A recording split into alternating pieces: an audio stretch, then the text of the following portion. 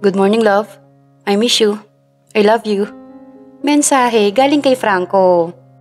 Puro text ang ginagawa niya. Bahala ka dyan, hindi kita re-replyan. Ayaw mo akong tawagan? Maktol ni Yumi. Anak, sabi ko naman sa'yo, sa bahay ka na lang. Mapapagod ka lang dito eh. Hindi yan, Nay. Magsasandok lang naman ako ng kanin at ulam. Kaya ko to. Hindi ako mapapagod. Anong hindi ka mapapagod? Nakakapagod din yan, ha? Naku, yung apo ko, ingatan mo. Sabi naman sa'yo ng doktor mo, kailangan mo mag-bed rest, di ba? Makulit ka talaga.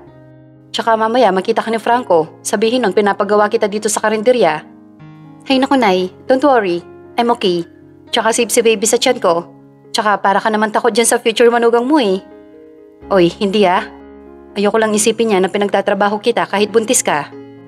Sige na, Nay. Ako na bahala dito. Doon ka na. Doon sermon-sermon na, okay? Ay, bahala ka nga. Ang tigas talaga ng ulo mo, anak. I love you, Nay. Che. Ay, ang arte ng nanay ko. Napansin nga ni Yumi ang isang customer na nasa labas. Nakaupo ito sa pinakadulong upuan. Nakatingin ito sa kanya. Pero nang tignan niya ito ay bigla itong yumuko. Hindi na lamang niya pinansin at baka nakiupo lang dahil may hinihintay. Pero maya-maya lang ay nakatingin ulit ito sa kanya. Kaya naman nilapitan na niya. Babae ito at mukhang mayaman. Kaya nagtataka si Yumi kung anong ginagawa nito sa kanilang karinderya, gayong pang restaurant ang postura nito. Good morning, ma'am. May hinihintay po ba kayo? Wala. Tugon nito at umiiwas ng tingin kay Yumi. Sigurado po kayo, ma'am? Oo, nagpapahinga lang ako dito. Pasensya na, aalis din ako maya-maya. Hindi po. Okay lang po. Gusto niyo po ba ng maiinom? Tumango nga ang babae at nang makatalikod si Yumi ay nagsalita ito. Ikaw si Yumi Matias, di ba? Ang fiancé ni Franco de la Vega? Muli ngang humarap si Yumi at baka sa mukha niya ang pagtataka. Kilala niyo po ako? Muling tumango ang babae at ngumiti ito. Pero paano po? Napakabait mo nga talaga. Tama nga ang sabi ni... Tsaka ito napahinto sa pagsasalita. At napakaganda mo kahit ang simple mo lang naman babae. Sabay tingin niya sa tiyan ni Yumi. Hindi ko po alam kung bakit niyo po ako nakilala kasi hindi po kita kilala, mami. Tumayo nga ang babae at hinawakan ng kamay ni Yumi. Salamat sa pagmamahal kay Franco at sa anak niya. Napakabuti mo. Napakaswerte sa'yo ng anak ko at ng apo ko. Po, anak niyo po si Franco? Hala, totoo po ba? Tumango naman muli ito. Pero sana, secret lang muna natin to, ha? Huwag mo nang sabihin sa kanya na nagpakita ako sa'yo. Pero bakit ho? Alam niyo po bang gustong gusto kayong makita ni Franco? Miss na miss ka na po niya at hinihintay po niya ang pagbabalik niyo. Wala akong mukhang maihaharap sa mga anak ko. Ang laki ng kasalanan ko sa kanilang dalawa. Ang alam po ni Franco, nasa Canada po kayo. Kasama ng bago ninyong asawa at mga anak. Hindi, Iha. Hindi ako nagkaanak sa kanya. Nagsisisi ako kung bakit sumama ako sa kanya at iniwan ang pamilya ko. Karma ko yun eh. Dahil hindi ako nakontento sa pagmamahal sa akin ng daddy nila Franco. Kaya sana Yumi, ipangako mo sa akin na sa atin muna tong dalawa. Pero paano niyo po nalalaman ang mga nangyayari sa kanila? Dahil mayroon akong pinapasok doon para malaman lahat ng mga nangyayari sa mga anak ko. Kusanera ka nila dati, di ba? Hanggang sa nagpanggap ka mami ni Diana dahil gustong gusto ka ng bata at si Franco ang tumutulong sa pagpapagamot ng tatay mo. Hala, sorry po. Alam niyo din po pala yun. Sorry po talaga. Huwag niyo pong isipin na pera lang po ang habol ko kay Franco. Mahal na mahal ko po yung mag-ama at si Franco po ang kusa... Shh, wala kong iniisip na ganyan, Iha. Sa katunayan nga, nagpapasalamat ako sa'yo sa ginawa mo para sa anak at apo ko. Kaya nga pati si Francis nagkagusto sa'yo kasi napakabuti ng puso mo. Salamat po. Pati po pala yun, alam nyo. Dahil lahat sinasabi sa akin ng ipinasok ko doon. Sino po siya?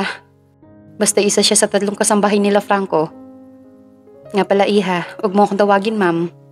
Magiging asawa ka na ng panganay ko, kaya naman mami na ang itawag mo sa akin. Okay ba yon, anak? Ang sarap naman pong pakinggan na tinawag mo po akong anak. Sana po magkita ulit kayo nila Franco at Francis. Lagi pong umiiyak si Franco kasi namimiss ka niya. Hayaan mo, anak, sa kasal niyo ni Franco, dadating ako. Sige na, mauna na ako. Maraming salamat ulit. Sabay alis nito. Teka lang po. Pero hindi na siya nito nilingon. Kakauwi nga lang ni Franco at ganoon pa rin malungkot pa rin siya dahil wala si Yumi. Ang hirap palang masanay na lagi mo siyang kasama tapos bigla nga alis. 2 days pa lang pero parang 1 buwan na kitang hindi nakakasama. Kausap nito ang picture ni Yumi na nasa cellphone niya. Kaya naman tinext na niya ito. Love, hindi ko na kaya to. Para na akong mamamatay sa lungkot. Si Diana naman namimiss ka na niya. Sorry nga pala love kung hindi ako tumatawag sa'yo. Mas lalo kasi kitang mamimiss kapag narinig ko boses mo eh. Pagkasend nga niya ay iniwan na niya ang cellphone niya sa kama tsaka ito naligo. Pagkatapos nga niyang maligo ay pinupunasan na niya ang kanyang buhok. Tsaka muling naupo sa kama at chinek niya kung may reply na si Yumi. Pero, hala, anak ng tukwa na wrong send ako kay tita. Ang tanga-tanga ko. Ano ba? Paano na to? Hindi nga malaman ni Franco kung anong gagawin hanggang sa may mag-text nga sa kanya. Dahan-dahan niya itong tinignan at nang makita kung sino ang nag-text ay lalo siya nakaramdam ng hiya. Hanggang sa mabasa na nga niya ito. Wrong send ka, iho. Nanay Sandra to. Kung namimiss mo talaga siya, bakit hindi mo siya puntahan dito? Dito muna kayo ng anak mo. Alam ko mahirap yan dahil napagdaanan din namin yan. Hindi nyo naman kailangan na magtiis na hindi magkita. Akong bahala sa'yo. Sige na, puntahan mo na siya dito. Nang mabasa nga yun ni Franco ay nagliwanag ang kanyang muka. Agad nga siya nagbihis at naggayak ng mga dadalhing mga gamit. Binalikan nga niya ang cellphone niya at nag-reply kay Sandra. Thank you tita, susundin ko po ang sinabi mo. Diyan po muna kami titira ng anak ko, kung pwede po. Mabilis nga nag-reply si Sandra. Oo naman iho, tsaka sanayin mo na ang sarili mo na tawagin akong nanay. Magiging asawa ka na ni Yumi, tsaka ang masanay sa buhay na meron kami. Opo nay, salamat po talaga. Lumabas nga siya ng kwarto at patakbong tinungo ang kwarto ni Diana. Bubuksan pa lang sana niya ang kwarto ni Diana nang makita niya si Ira na may kausap sa cellphone. Kaya naman nilapitan niya ito dahilan ng pagkabigla ni Ira. Sir, kanina ka pa dyan? Eto naman, para naman akong multo niyan. Gulat na gulat ka. Kalalapit ko lang. Sino ba kausap mo? Si Jonathan? Naku, napapadalas yan ha? Kayo na ba? Hindi po. Iba po kausap ko sir. Bakit po pala? Mawawala kami ng ilang linggo ni Diana dito. Mga 2 weeks ganon. Kayo nang bahala dito sa bahay ha? Magpapaalam din ako kila Nida. Saan po kayo pupunta sir? Kila Yumi. Doon muna kami. Ay, si sir, hindi matiis na wala sa tabi si Yumi. Oo hindi ko talaga kaya. Sige ha, puntahan ko na si Diana at mamaya kakausapin ko rin si Michelle.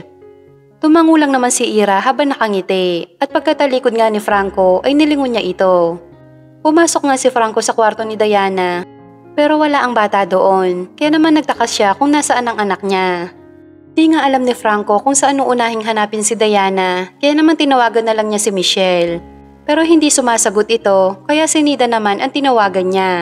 Ngunit ganoon din, hindi din sumasagot. Nasaan ang mga yon? Tanong sa sarili at si Ira na lang muna ang hinanap niya. Nakita naman niya ito malapit sa maid's room. Ira? Po? Nasaan sila Diana? Wala po ba sa kwarto? Baka po kasama pa nila Eric sa pool area. Ganun ba? Nandito pa pala si Eric? Yes sir, nandito pa po. Sige, salamat Ira. Okay po. Nagtungo nga si Franco sa pool area at doon nga niya nakita sila Michelle, Nida, Diana, Eric at Francis. Napasapo na nga lang siya sa kanyang noo na makita kung anong ginagawa ng 5. Huwag ka na magtago, Imaw! Makikita din kita! Sigaw nga ni Diana na ikinagulat lalo ni Franco. Kunwari ay hindi nakikita ni Diana si Eric, kahit nakakubli lang naman ito kay Nida. Natatawa na lamang siya habang pinapanood ang mga ito. Sila Eric at Francis kasi ay nakahubad, at tanging 2 baon ng nyog ang nakatakip sa mga dibdib ng mga ito. May mga sandata din na hawak-hawak gaya ng walis tambo at daspan, samantalang si Diana ay sandok ang hawak nito. Hindi ako magpapakita sa'yo, Sangre Danaya. Alam kong gagawin mo lang akong tinapa. Tugon ni Eric na nakakubli kay Nida. At nang magpunta si Diana sa likod ni Nida, ay nakita na nga niya ito. At sabay na tinutukan ng sandok sa tiyan. Nakita din kita, Imaw! At ngayon, humanda ka na para maging tinapa. Teka, Kat, mali yata na ako si Imaw. Maliit lang si Imaw eh. Tapos ako malaki. Dapat yata ikaw si Imaw eh. Saad ni Eric na ikinatawa nilang lahat. Ano po? Bakit ako? Pero ang sabi mo lalaki po yung Imaw sa Encantadia. Kaya ikaw yun. Tapos si Tito Dada si Ibaro. Aba, lugi ako. Ako na lang yung isa sa mga kawal. Kawal? Ano po yun? Yung pinagpiprituhan ng fried chicken? Kawal, hindi kawali. Sangre Danaya naman, patawa ka. Uy, si Sir. Sigaw ni Michelle kaya nanlaki ang mga mata nilang lahat. At dahil sa hiya ni Eric na makita siya ni Franco ay lumundag na lang siya sa pool. Hala, Imaw, bakit ka tumalon? Natatawan tanong ni Nida. Anong ginagawa nyo? Tanong ni Franco na lumapit siya sa mga ito. Pati si Francis ay nahiya sa pinanggagawa nila. Hello Daddy, nagro-roleplay po kami. Ang saya-saya po, look mo po costume ko, ang ganda po diba? Mukha na po akong diwata. Sino nagturo kay Diana na mag-alasangre? Natatawan tanong ni Franco. Tinuro naman nilang lahat si Eric na umahon mula sa tubig. Sir Franco, magandang gabi po. Putal na pagbati ni Eric habang nakayuko ito. Magandang gabi din sa'yo, Eric. Pasensya na po sa mga pinanggagawa namin. Wala yon. Sa totoo nga, natutuwa ako sa inyo eh. Kasi pinapasaya niyo ang anak ko. Ikaw naman, Francis, nauto ka na rin. Anong itsura yan? Mukha kang sinaunang tao na bumaba ng bundok. Grabe si kuya, sinaunang tao talaga? Ano ako? Si Adan? Oo. Nakangiting tugon ni Franco. Siya po si Ibaro, Daddy. Yung kasinta... Tinakpan na nga ni Franco ang bibig ni Diana. Eric, pasensya na sa abala ha? Dapat nakauwi ka na eh. Oras na dapat ng pahinga mo. Okay lang po yun, sir. Nag-enjoy naman po ako nakalaro si Danaya. Si Diana. Oo nga po, Daddy. Ako po nag-aya kay Tito Eric na mag-play po kami. Kasama sila Tito Francis. Si Yaya at si Ate Nida. Ganon? Sino naman kayo, Michelle at Nida? Si Ate Nida po si Lyra at si Ate Michelle naman po si Mira. Talagang ipinagkilala nyo kay Diana ang mga karakter sa Encantadia, ha? Opo, sir. Tugon ni Nida. Bakit pala si Ira hindi nyo kasama dito? Bakit nag-iisa yun sa loob ng bahay? Ayaw niyang sumali, sir eh. Ewan ba, ang KJ nga po niya ngayon. Baka wala lang sa mood. Pero buti na lang nandito kayo.